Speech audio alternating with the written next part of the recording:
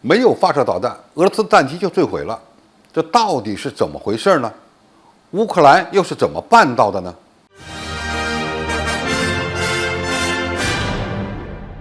观众朋友、网友朋友，大家好，我是付天少。据乌克兰国防部旗下的军事消息新闻网站报道，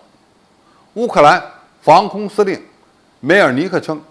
乌军连一枚导弹都没有发射，就让一架俄罗斯战机坠毁了。梅尔尼克声称，该部主要列装的是三毛举 M1防空导弹武器系统，据说呢，已经连续摧毁了28个俄军的空中目标，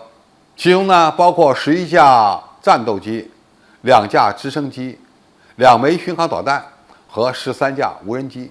梅尔尼克说，有时防空系统不必彻底发挥战力，只要三毛举导弹的雷达系统追踪并照射目标，就足以吓退敌机。有一次，他们连一枚导弹都没有发射，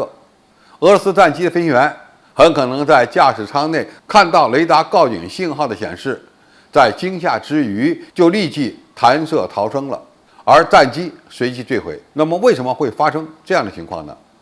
我们知道，一般的先进战机都配备有比较先进的电子对抗系统，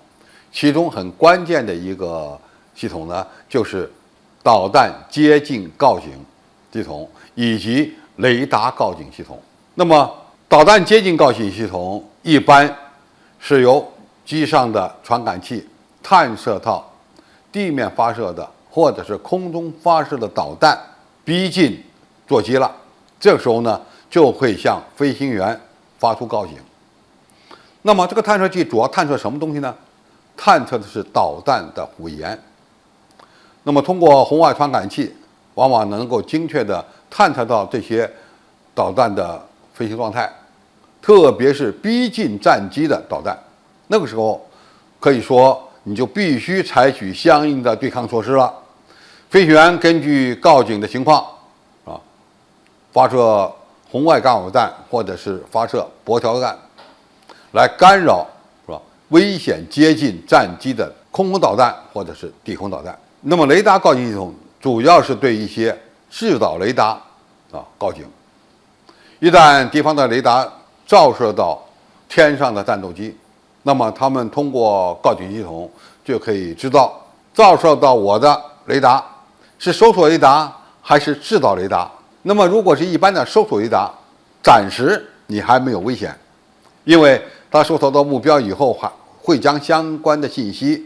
传输给地面的指挥中心，然后呢，由他们分发给地面的防空导弹武器系统或者是空中的战斗机。那么，如果飞行员驾驶飞机在天上飞行，突然他感觉被照射到了，而且呢，经过分析判断，照射他的雷达不是普通的搜索雷达，而是制导雷达，那就非常危险了，因为很可能敌方在短时间内就会发射导弹，甚至呢，导弹已经发射来追踪空中的目标。这个时候，飞行员要立即做出机动动作，并且连续的释放各种各样干扰，这当然包括电磁干扰、投放箔条、投放红外弹等等，以规避敌方的打击。如果你还继续的四平八稳的飞行，那么很可能会被地空导弹或者是空导弹所命中。可以说，机载的自卫电子对抗系统是飞行员的保密服务，它会及时的告诉飞行员何时何地哪个方向存在着危险。那么飞行员接到告警之后，就必须采取一系列的对抗措施或者是规避措施。而乌克兰防空军的这位指挥官所提到的这个案例有点奇葩，就是俄军这名飞行员很可能已经接收到了机载的告警系统的警告，本机已经被敌方的地空导弹所锁定，需要采取相应的对抗措施。那么现在的很多俄军飞行员呢，训练时间不长，可能对电子对抗的反应措施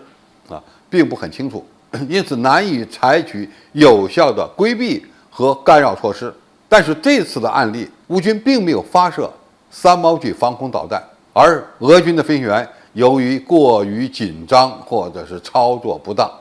最终呢被迫弹射逃生，导致一架先进战机坠毁。从空中作战的情况看，这是不应该发生的情景，